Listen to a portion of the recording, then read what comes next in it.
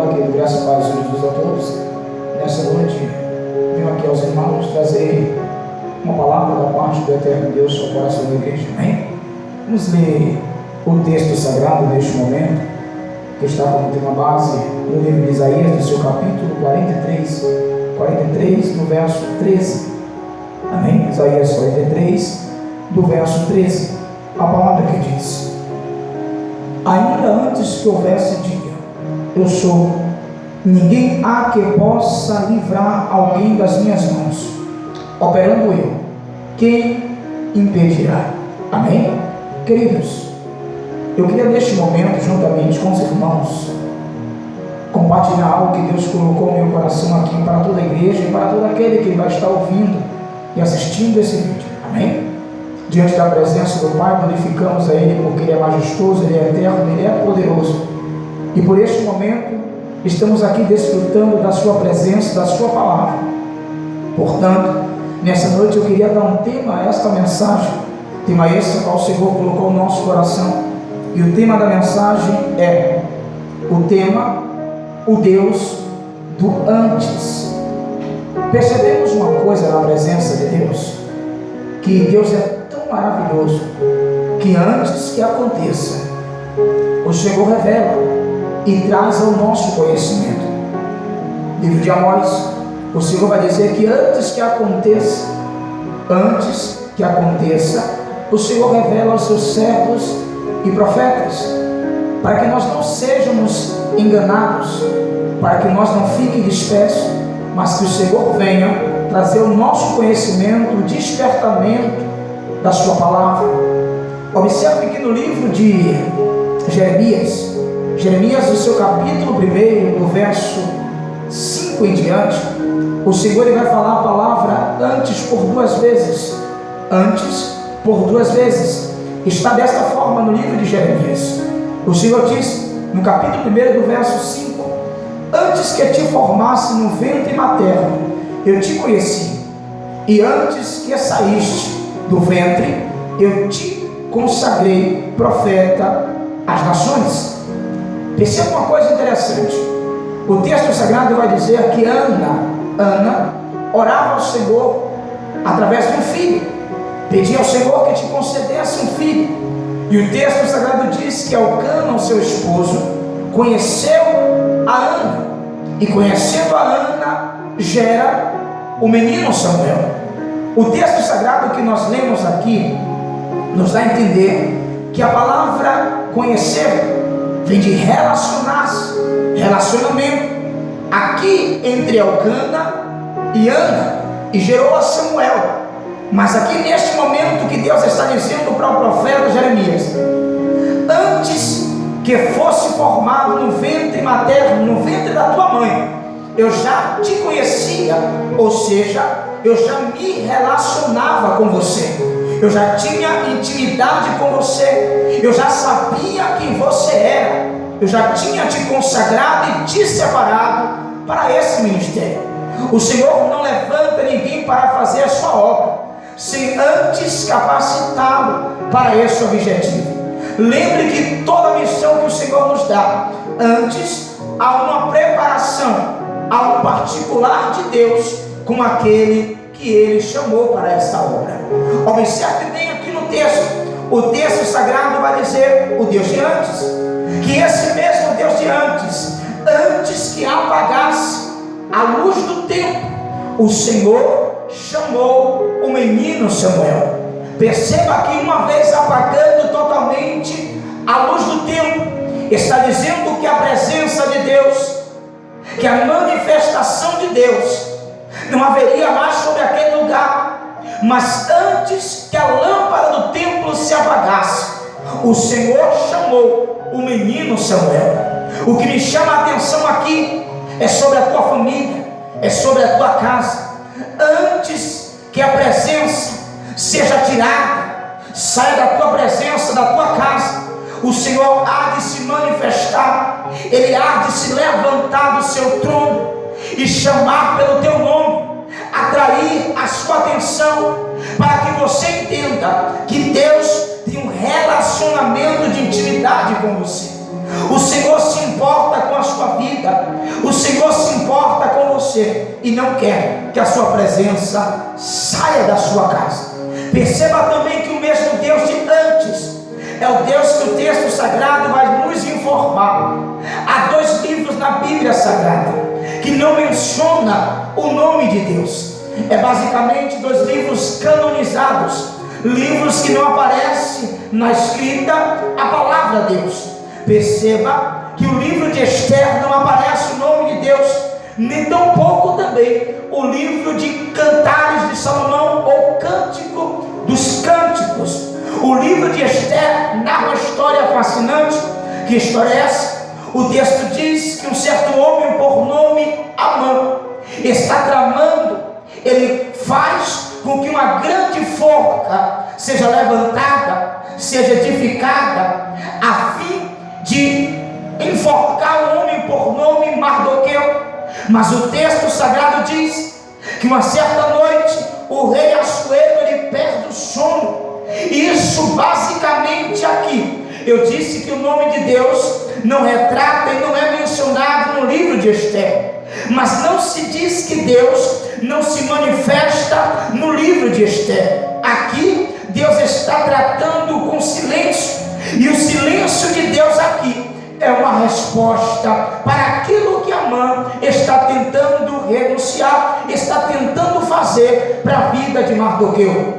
O texto sagrado diz que o rei Assuero ele perde o sono e automaticamente ele chama os seus criados, que trazem o livro das crônicas, aonde está depositada a escritura que diz acerca de 2 eunucos que estão tramando contra a vida do rei. Mas também está escrito lá que o homem por nome Mardoqueu, ele traz ao conhecimento a respeito da traição, a respeito daquilo que havia de ser feito contra a vida do rei. E o rei pergunta para aqueles homens o que foi feito para esse Mardoqueu, que fim levou, que glória foi dada a ele, que honra foi dada a ele. E muitos dizem que nada foi feito a respeito de Mardoqueu. Mas a Bíblia Sagrada diz que ao perder o sono, o rei manda que tragam o livro das crônicas. Isso é Deus chegando antes que o próprio Amã chegasse para acusar a Mardoqueu. Deus se manifesta porque eu trago para mim e para você, antes que o teu acusador se levante, o Senhor se levanta antes para te defender. Antes que o teu acusador se levante para te difamar, o Senhor se levanta antes para defender a tua vida e a tua história. Quando Amã pensou que ia enforcar a Mardoqueu, o rei pergunta para ele o que se deve fazer ao homem cujo rei se agrada. Ele começa a expressar e dizer: pega o cavalo que o rei costuma montar e bota para que ele venha montar neste cavalo. Pega as vestes reais a qual o rei costuma vestir e deposita sobre a vida dele. Perceba que o texto vai dizer que tudo o que ele falou, o rei disse: pois bem, fazer isto com Mardoqueu, colocar ele sobre o cavalo, vestir ele com as vestes reais. Perceba que a palavra que ele queria que fosse para si, foi usado a sua boca por Deus para profetizar na vida de Mardoqueu. Meu querido, eu quero trazer para a tua vida e para a minha vida: todo aquele que vier te acusar, o Senhor tomará os teus lábios para, em vez de te acusar, profetizar sobre a tua vida. Porque Amã pensou que ia se dar de bem, mas na verdade a sua boca foi boca profética para a vida de Mardoqueu. Eu também quero trazer aqui ao teu conhecimento o que a Bíblia vai falar a respeito de Abraão e Ló. Perceba que o texto sagrado diz a respeito da fé de Abraão, nosso patriarca. Abraão é conhecido pela sua fé, por isso é o pai da fé. A promessa que Deus fez não foi para a vida de Ló, mas para a vida de Abraão. Mas o texto sagrado vai dizer a respeito da riqueza de Ló, das posses de Ló, mas também declara, bem declarado, que os pastores de Ló, com entendia com os pastores de Abraão, e por causa disso houve uma separação entre Ló e entre Abraão. Mas o que me chama a atenção aqui é que o texto vai dizer que Abraão, ele poderia escolher, querido, ir para o lado das campinas verdejantes, porque baseado no texto de Salmos, do seu capítulo 23, que diz: o Senhor é o meu pastor, nada me faltará, deitar-me faz em verdes pastos. Toda ovelha, todo aquele que tem gado, que tem ovelha, quer pastorear em um lugar onde tem pastos verdejantes.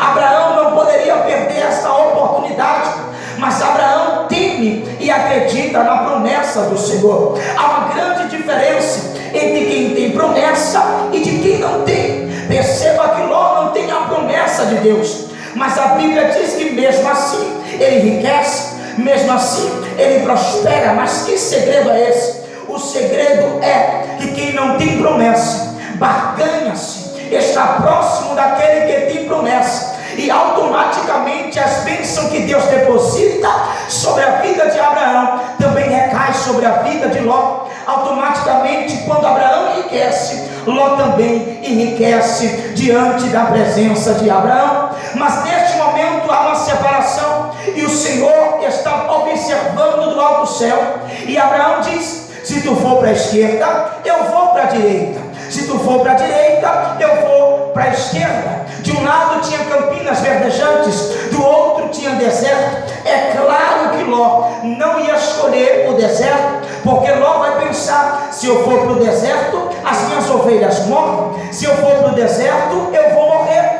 Deserto não tem vida, deserto não tem água, deserto não tem plantação, mas pastos verdejantes estão deste lado. O texto diz que ele escolhe as campinas, e Abraão só lhe resta o deserto. Mas Abraão não está preocupado, por quê? Porque Abraão tem promessa, e querido, quem tem promessa de Deus, não importa para onde ele vá, Deus sempre estará com ele. Eu trago para a tua vida: se tu tem promessa de Deus, o Senhor sempre vai estar do teu lado. Pois dentro do deserto, o Senhor fez o deserto prosperar por causa de Abraão. Só que a Bíblia também diz que depois da separação, Ló começa a decair, as suas riquezas começam a se acabar. Por quê? Porque só prosperou enquanto estava próximo e perto daquele que tem promessa. Mas eu quero trazer para você uma coisa: há uma grande diferença entre Ló e Abraão. Uma coisa fácil, querido, é você, é eu chamar Deus de amigo. Uma coisa fácil é você e eu chamar Deus de amigo. Mas uma coisa gratificante é Deus chamar alguém de meu amigo. E Deus chama Abraão de amigo. Mas o que é ser amigo de Deus? Amigo é intimidade. Amigo é saber de coisas enquanto outros não sabem.